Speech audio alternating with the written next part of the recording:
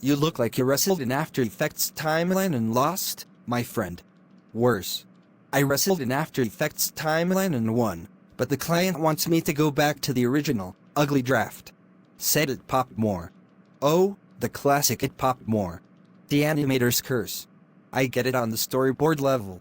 Can you make the character sadder, but happier? Exactly. You spent 3 days meticulously K-framing a perfect fluid transition, a subtle camera pull-out, a beautiful custom-built particle effect. And they prefer the default radial blur. It makes you question everything. It's a gut punch, man. Because for us, it's not just the technical process, right? It's like part of your soul gets baked into the render. You look at those motion graphics and it feels like your signature. It is. That's what's exhausting. The emotional bandwidth it takes. You know, I love the rhythm of editing, finding that perfect cut, sensing the visuals to the beat. It's like being a visual DJ. But lately, I feel like I'm just a glorified button pusher, not a creator. I hear you. Especially when the deadlines pile up. I just finished that corporate explainer, and by the end, my hand was cramping from drawing the same generic smiling avatar 1,200 times. It's the grind that threatens to kill the joy. The grind. And the software updates. He gestures vaguely at his screen. Every 6 months, they change the AI, and you have to relearn where the magic button moved. It's a constant race just to stay competent. But hey, let's pivot. Tell me about the last time it felt truly amazing.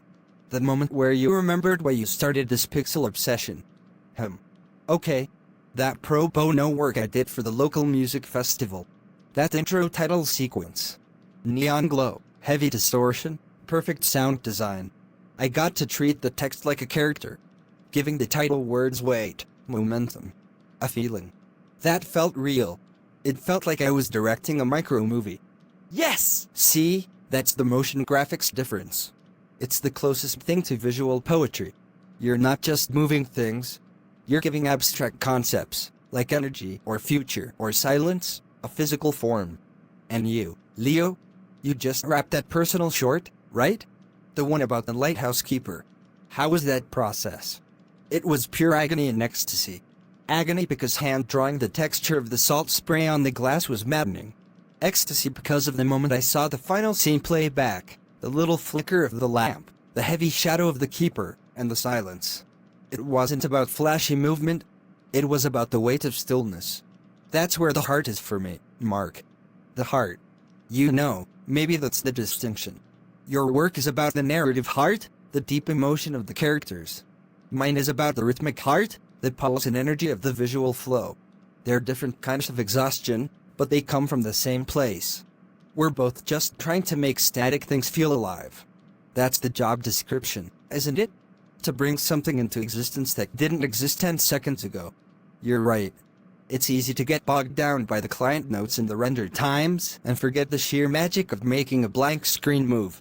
So, you gonna let that ugly first draft win? Or are you going to sneak a little you back into the revision?